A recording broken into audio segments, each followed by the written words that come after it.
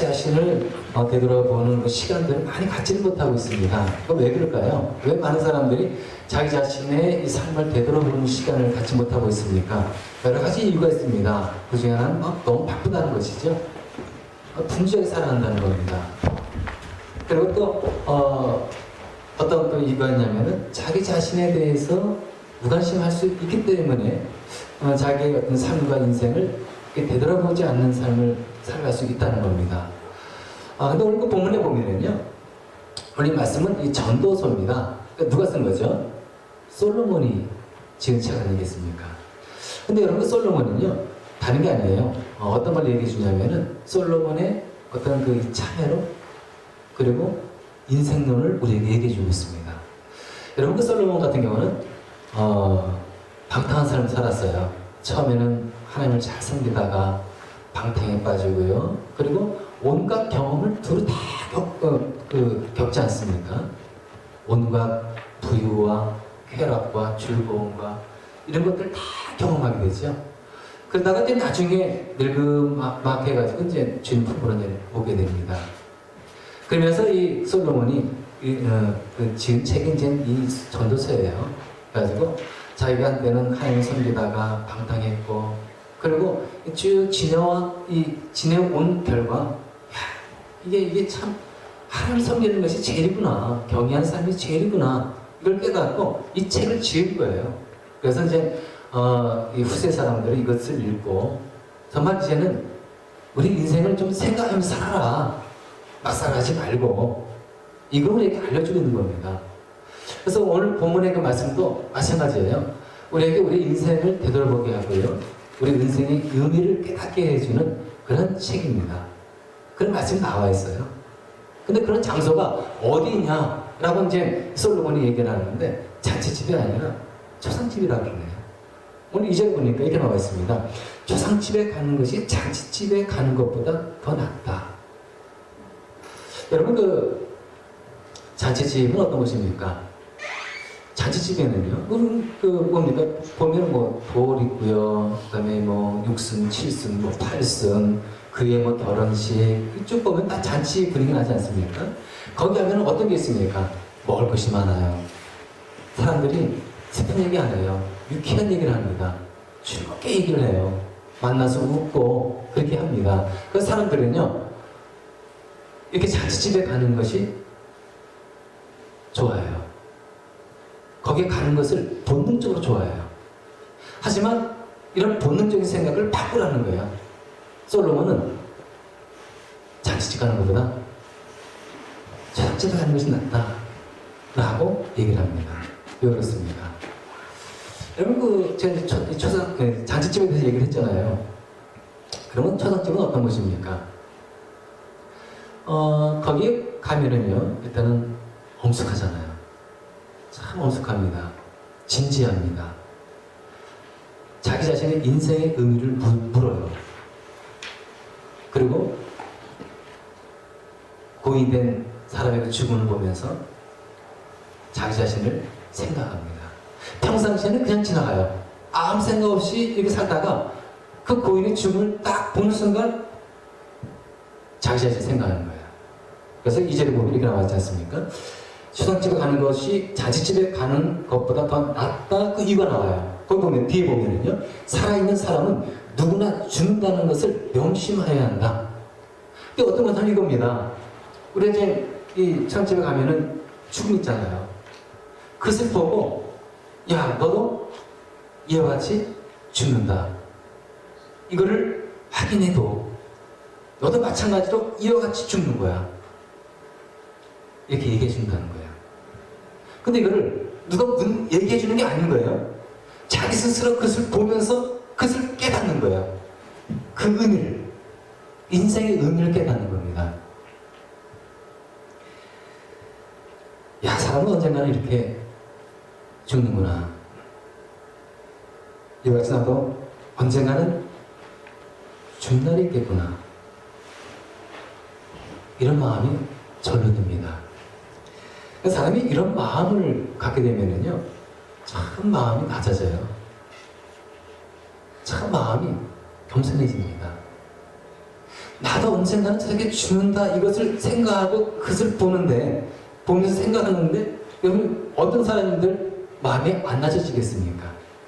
낮아지는 거예요. 바쁘게 살아오고 정신없이 살아온 사람이 그것을 딱 보는 순간 느끼는 것은 나도 이렇게 죽는구나 언젠가는. 뿐만 아닙니다. 그래서 보는 순간 야, 사람이 가져가는 거 아무것도 없네. 그냥 빈손으로 가는 거구나. 그러면서 사람이 세상에 집착하는 것 놓게 되고요. 가지고 싶은 욕심 버리게 되고요. 명예심 버리게 되고요. 이렇게 되는 겁니다. 그러니까 참, 이 3절을 보니까 이렇게 말씀하고 있잖아요. 슬픔이 웃음보다 나은 것은. 초상집에 뭐 웃음이 있겠습니까? 슬픔이 있는 거 아니겠습니까? 얼굴을 어둡게 하는 근심. 그러니까 사람 천국에 가서 자기 자신의 의미를 깨달으면서 죽음을 생각하는데 슬프지 않겠습니까? 근데 그것이 어떻다고요? 여기 보니까 유익하기 때문이다.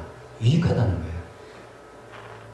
자기 자신의 어떤 그 뭡니까? 죽음을 생각해 보는 시간도 유익하다는 겁니다. 그래서 그 뭡니까? 엘리자벳 퀴블러 로스라는 사람이 심리학자인데요. 이런 얘기를 했습니다. 많은 종류의 사람들이 우리에게 좋은 것을 가르쳐 주지만 죽어가는 이처럼 우리에게 많은 것을 가르쳐 주는 사람은 없다. 많은 사람들은 우리에게 좋은 걸 가르쳐 주네요. 하지만 죽어가는 사람, 죽은 사람의 이 모습처럼 우리에게 아주 진정한 그 많은 것을 가르쳐 주는 게 없다네요. 그러니까 여러분 그 죽음은요 우리 인생의 스승이에요. 큰 스승입니다. 초상집은요 어떤 것입니까? 우리 인생의 의미를 깨닫게 해주는 교육장이에요. 학교예요. 그러니까 여기서 얘기해 주는 게 뭡니까? 잔치집보다는 어디를 가라고요? 초상집에 가는 것이 더 낫다. 왜 그렇습니까? 인생의 교육장인데요. 그 자체가 스승인 거예요. 스승. 지난주에 저 여러분들하고 이제 우리 한 성도님의 장례식장에 이제 참석을 했죠. 어떻습니까? 제가 여러분들에게 뭐 가르쳤습니까? 그렇지 않잖아요. 근데 참 이 미국은요, 한국은 이제 저도 뭐 한국의 장례식장에 이제 종종 갔지만은 보게 되면 이제 그 고인을 직접 본다는 게 쉽지 않아요. 보통 이제 가게 되면 이제 영정 사진을 보고 아니면 이제 화관 예배할 때 관을 보고 이 정도지 고인의 얼굴을 본다는 게 이게 참 쉽지는 않습니다. 근데 미국은요 장례식장에 보면은 고인의 얼굴을 다 볼 수 있게 해놓잖아요. 근데 이게 참 진짜 이 인생의 어떤 그 학교와 교육장 같은 그런 그 역할을 톡톡히 하네요. 여러분들 그 뭡니까? 그 고인의 그 얼굴을 죽음을 보면서 여러분들은 어떤 생각을 했습니까? 사실 그 자체로 다 얘기해 주잖아요. 야, 사람이 태어나서 살아가면서 이렇게 또 나이가 늙어가면서 병들고 외롭게 지내다가 이렇게 죽는구나. 이렇게 사람이 관에 들어가 있네. 이게 절로 느껴지는 거예요. 가르쳐주는 게 아닌 거예요. 참 그렇지 않습니까? 사람이 죽는 건 참 이건 일반적인 원리예요. 이건 진리예요. 그래서 아무리 우리가 이제 죽지 않으려고 애를 써도 죽어요. 가난 사람도 죽고 부자도 죽고 많이 배운 사람도 죽고 못 배운 사람도 죽고 남녀노소 할 것 없이 다 죽는 거예요.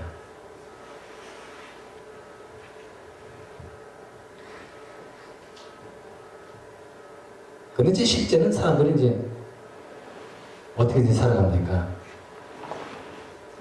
자기 죽는다는 걸 생각 안 하는 거예요. 특히 젊은 사람일수록 더 그렇지 않겠습니까? 죽음이 나와는 상관없다는 식으로 생각을 하는 거예요. 나하고는 멀리 있다. 이렇게 생각하면서 살아가고 있다는 거예요. 다른 사람들은 다 죽어도 나는 영원히 오래 살 것처럼 생각을 하면서 살아갑니다.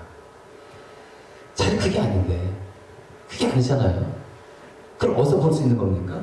초상집에 가면 볼 수가 있는 거예요. 어느 거 사형수 얘기인데요. 얘 사형장에 이제 끌려가는 그런 날입니다. 교도관이 이제 이 사형수를 딱 양손에 붙잡고, 그런 이제 사형장으로 데려갑니다. 데려가다가 이 계단을 내려가는데, 그만 삐걱한 거예요. 넘어질 뻔했습니다. 이때 사형수가 하는 얘기가, 어이구, 하마터면 죽을 뻔했네. 이게 어떤 겁니까? 뭘 의미하는 겁니까? 사람은요, 죽음의 문턱에 분명히 이르렀음에도 불구하고 살 생각을 한다는 거예요. 그게 우리 인간의 모습이라는 겁니다. 그러니까 사람이 분명히 죽긴 죽는데 이걸 생각하지 않고 살 생각을 먼저 하다 보니까 어떤 삶을 살아가게 되는 겁니까? 세상에 집착하는 거예요. 세상에 얽매여 살아가는 거예요. 분명히 죽음은 다가올 것이고 그 후에는 영원한 내세가 전개되는데도 그걸 보지 못하는 거예요. 그러나 죽음을 직시하게 된다면 다 깨닫게 되는 거예요. 아, 이게 아니구나. 그러니까 그걸 생각하지 못하니까 사람들이 자꾸 세상에 얽매여 살게 되는데요. 무엇을 마실까, 먹을까, 입을까, 거기에 연연하는 거예요. 얼마나 많이 가질까, 죽일까, 모을까. 여기에 일생을 걸고 살아가는 겁니다. 그러나 죽음을 보게 되면은요, 어떻다고요? 생각이 달라지는 거예요. 야, 내가 이렇게 살면 안 되는구나. 나도 언젠가는 이렇게 될 텐데, 내가 왜 이렇게 이제 이런 삶을 살지? 그래서 우리들이 어떤 마음으로 살아가야 할 것인가? 사절에 보면은요, 이렇게 나와 있어요. 지혜로운 사람의 마음은 초상집에 가 있고 어리석은 사람의 마음은 잔치집에 가 있다. 지혜자의 마음은 어디에 가 있다고 그랬습니까? 초상집에 가 있다는 거예요. 그러니까 이게 어떤 겁니까? 여러분들이 지혜자의 마음은 초상집에 가 있다고 그러는데, 그럼 매일 매 시간마다 죽을 생각하고 초상집 생각하고 뭐 이렇게 그냥 얽매여 살라, 이건 아니에요. 이게 아니라 어떤 거겠습니까? 어리석은 사람은 잔치집에 가 있다고 그랬지 않습니까? 왜 그런 겁니까? 현실에 매달려 살아가는 거예요. 그러다 보니까 이 앞날 생각하지 못하고 살아가는 겁니다. 현실의 즐거움, 현실의 쾌락, 현실의 그 만족만 생각하다 보니까 미래를 생각하지 못하는 거예요. 자기의 마지막을 생각하지 못하는 겁니다. 이건 어리석다는 거예요. 그럼 지혜로운 사람의 마음은 초상집에 가 있다는 게 어떤 겁니까? 내 마지막이 있다는 것을 직시하고 살아가라는 거예요. 그것을 마음에 염두에 두고 그것을 의식하면서 살아가라는 거예요. 이것이 지혜로운 사람이라는 거예요. 만약에 우리가 이 마지막 날을 생각하면서 살아간다. 그러면 우리는 어떤 삶을 살까요? 세상 막 살아가지는 않죠. 절제할 건 절제하고 버릴 건 버리고 아주 진짜 참 신중한 삶, 진지한 삶을, 그런 인생을 살아갈 거라고 생각이 됩니다. 여러분, 그 경주한 사람 보신 거랍니다. 경주. 마라톤 경주한 사람 딱 보면은요, 어떻게 경주합니까? 자기가 꼬린 지점을 확인하지 않고, 그리고 무조건 달립니까? 아니에요. 꼬린 지점이 어디 있는지 확실히 알고, 그리고 갑니다. 그리고 매번마다 내가 얼마큼 왔는지 확인을 해요. 확인하면서 뛰어가는 겁니다. 그래 자기 조절할 수가 있잖아요. 아, 내가 물을 이만큼 먹어야지. 그럼 충분히 갈 수 있어. 아, 내가 지금 너무 많이 마시고 있다. 근데 거기까지 못 가. 자기 자신을 조절하고 절제하고. 마지막에 어딘지 아는 사람만이 이런 절제가 있는 거예요. 그래서 우리 인생을 가장 잘 사는 사람, 지혜롭게 사는 사람이 어떤 사람입니까? 다른 게 아니네요. 자기의 마지막을 의식하며 살아가는 사람. 죽음을 의식한 사람만이 인생의 실체를 보는 거예요. 인생에서 가장 무엇이 중요한 것인가, 이걸 아는 거예요. 정말 진정으로 인생을 아는 사람. 그래서 우리는 어떤 삶을 살아야 되겠습니까? 야, 마지막에 있는 거구나. 언젠간 내가 이 세상에 하실 때가 있는 거구나. 저는 이제 이번에 장례식장에 가지 않았습니까? 가면서 우리 가족이 다 갔어요. 가서 이제 참석하면서 그 고인의 그 모습을 보지 않았습니까? 저는 이제 우리 아이들이 이렇게 있으면서 일부러 얘기했어요. 너무 좋은 경험이기 때문에 마침 우리 아이들도 처음 그것을 보는 것이고 처음 참석하는 거예요. 우리 아이들은 10대 아니겠습니까? 20대. 그러니까 뭐 죽음이라는 걸 생각해 봤겠습니까? 공부하랴, 뭐 진로 걱정하랴, 뭐 걱정하랴 이런 틈이 없었을 거라고요. 한자 젊었으니까. 그냥 당면한 고민 이거 가지고 그냥 끙끙거리면서 그냥 살아가는 거예요. 아주 좋은 기회 아니겠습니까? 그래서 이제 이렇게 있으면서 두 아이 딱 옆에 놓고 얘기를 했습니다. 사람 저렇게 죽는단다. 근데 엄마 아빠도 언젠가는 저 안에 들어가 있을 거야. 그래서 슬프더라고요. 나도 내가 아니까. 나도 언젠가 죽을 걸 아니까. 저도 이것을 느끼면서 얘기를 하는 거예요. 나도 언젠간 저기 있을 거다고. 엄마 아빠도. 그런데 너희들도 언젠가는 저 자리에 있을 거다. 너희들도. 나도 죽고 너희도 마찬가지.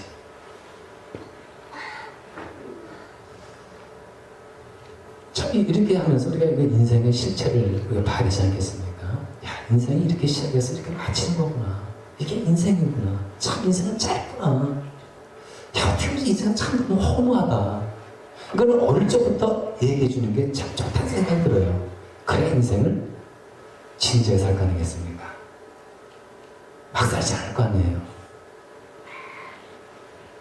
그러니까 이제 그 죽음을 보면서 또 어떤 생각을 해야 됩니까? 여러분, 그 죽음 보면서요, 우리는 반드시 이런 생각을 해야 합니다. 그러면 그 죽음 너머에는 뭐가 있을까? 생각해 보셨습니까? 그 죽음 너머에는 뭐가 있냐, 그거예요. 뭐가 있어요? 여러분, 죽는 것으로 다 끝나는 겁니까? 아니잖아요. 여러분 아시죠? 죽는 것으로 끝나는 게 아니라는 게 여러분 아시죠? 죽음으로 끝나는 것이 아니라 그 이후에는 있잖아요. 내세가 있잖아요. 영원한 세계가 있잖아요. 죽음 너머에 그 영원한 세계가 있다는 거, 이걸 봐야죠. 그래서 믿는 자는요, 소망이 있는 겁니다. 산소망. 히브리서 이 9장 17절 나와 있는 게 뭡니까? 어떤 말씀이죠? 한 번 죽는 것은 사람에게 정해진 것이요. 그 후에는 하나님의 심판이다. 여러분, 죽는 것은 끝나는 게 아니네요. 만약에 죽는 것은 끝난다면 사람들은 어떻게 살아가겠습니까? 내세 없겠다 죽는 걸 끝난다면 인생 죽여야죠. 화끈하게 죽여야죠. 왜 이렇게 그냥 끄끄거리며 살아갑니까? 본대로 살아가는 거예요. 자기 본능대로, 본성대로 살아가는 겁니다. 세상이 죽으면 끝인데. 근데 그렇게 할 수 없는 게 뭡니까? 내 세계에 있는 거예요. 영원한 세계에 있는 겁니다. 하나님의 심판을 받아야 되는 거예요.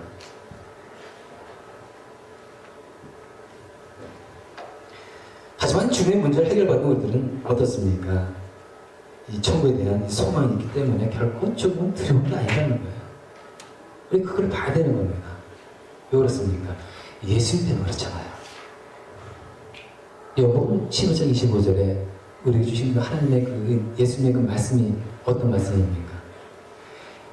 나는 부활이요 생명이 나를 믿는 사람은 죽어도 살겠고 살아서 나를 믿는 자는 영원히 죽지 아니하리라. 이것을 내가 믿느냐? 나는 부활이고 생명이니 예수님은요 부활이시고 생명입니다. 예수 그리스도를 믿는 자는요 죽어도 사는 거예요. 영원히 사는 겁니다. 어떻습니까? 바로 예수님 때문에 우리는 죽음도 들어갈 수 없는 거예요. 요한복음 14장 1절 3절에 보면요, 이렇게 나와 있습니다. 너희는 마음에 근심하지 말아라. 하나님을 믿고 또 날 믿어라. 예수님께서 아주 분명히 얘기했습니다. 하나님을 믿고 나를 믿어. 내가 분명히 너희들에게 약속하고 얘기를 하는데 내가 하나님의 이름으로 내가 얘기한다. 이겁니다. 그러면서 말씀하는 게 뭡니까? 내 아버지 집에는 있을 곳이 많다. 그렇지 않다면 내가 너희가 있을 곳을 마련하러 간다고 너에게 말했겠느냐? 나는 너희가 있을 곳을 마련하러 간다. 내가 가서 너희가 있을 곳을 마련하면 다시 와서 너희를 나에게로 데려다가 내가 있는 곳에 너희도 함께 있게 하겠다. 우리 예수님께서 우리가 있을 곳을 예비하러 올라가셨대요. 그래서 우리가 올라오면은 영원의 살 거처를 마련해 놓으셨대요. 어떻습니까? 영원한 생각이 있습니까? 없습니까? 물론 우리는요, 죽음이 두려워요. 저도 죽음 두려워요. 저도 죽음 앞에 당당하지 못해요. 하지만 우리가요, 예수님은 죽음을 경험하신 분이시잖아요. 죽음 경험하셨고 부활하셨고 그리고 영원한 천국에서 우리를 기다리고 계시는 그분. 그래서 우리가 그분을 따라가신 예수님의 가신 길을 그분 붙잡고 따라가면 되는 거예요. 그럼 그것이 어디입니까? 영원한 거. 그러니까 우리가요, 여러분, 예수 그리스도 적당히 믿지 마세요. 되게 영원한 것이 걸려있는 겁니다. 적당히 믿지 마시고 확실하게 예수 그리스도를 내 마음에 영접하시고 구신 것을 분명히 믿으시고 확신하시면서 우리가 신앙생활을 해야 되는 거예요. 이게 너무 중요한 거예요. 영원한 세계가 누구의 손에 달려있는 겁니까? 예수 그리스도 손에 달려있는 거예요. 그리고 우리가 어떻게 예수 그리스도를 손에 여길 수 있겠습니까? 그분 내 영혼을 주고 계신 분인데 영원한 생명.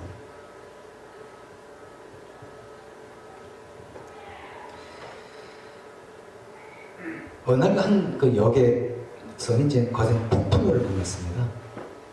그 배가 뒤집힐 때 요동을 쳤어요. 그거 얼마나 무섭겠습니까? 폭풍 만나가지고 큰 역에서 막 흔들거리면서 그냥 거의 뒤집힐 기세로 있으니까 거기 있는 승객들이 얼마나 이 두려움이 있었겠습니까? 근데 한 할아버지, 크리스찬 할아버지시죠? 이 할아버지가 기도하고 있는 거였습니다. 한 승객이 막 지나가면서 묻는 거였습니다. 할아버지, 지금 이런 상황이 두렵지 않으세요? 지금 뭐 하시는 거예요, 할아버지? 라고 묻는 거였습니다. 이때 할아버지가 조용히 얘기합니다. 나는 지금 하나님 앞에 감사 기도하고 있습니다. 나에게는 두 딸이 있었는데 첫째 딸은 몇 년 전에 그만 천국하고 말았습니다. 그리고 둘째 딸은 내가 지금 만나러 가고 있는 중입니다. 만약에 이 배가 뒤집어서 죽게 된다면 저는 천국에서 내 딸을 만날 것입니다. 그럼 내가 살게 된다면 내가 둘째 딸을 만나겠죠. 그래서 저는 어떤 일이 벌어져도 두렵지가 않습니다. 여러분, 천국에 대한 확신의 불타는 이분을 보시기 바랍니다. 여러분들은 천국에 확신이 있으십니까? 죽음 이후에 나는 분명히 우리 주님께서 마련해 주신 그 영원한 곳에 간다는 이 확신, 불같은 확신이 있으십니까? 그렇습니다. 우리에게는 분명히 천국의 소망이 있습니다. 죽음 두려울 수도 있습니다. 하지만 우리 예수님을 꼭 붙잡고 간다면 결코 죽음은 두렵진 않네요. 그래서 우리가 이 세상 살아가면서 지혜로운 저 여러분들이 되겠습니다. 근데 지혜로운 사람은 어떤 사람이라고 했습니까? 그 마음이 조상쯤에 가 있는 사람. 그것은 무엇을 의미한다고 그랬습니까? 항상 마지막을 의식하며 살아가야 한다는 거예요. 그래야 내가 이 삶을 절제할 수가 있잖아요. 세상을 막 살아가는 것이 아니잖아요. 야, 나도 이렇게 죽는 거구나. 이걸 생각할 때 내 신앙을 점검하게 되는 거예요. 이런 사람이 어떤 사람이라고요? 이 마지막 때를 지혜롭게 살아가는 신앙의 모습이라는 거예요. 저 여러분들이 바로 이런 지혜로운 사람으로 살아가게 되기를 간절히 바라겠습니다. 기도하겠습니다.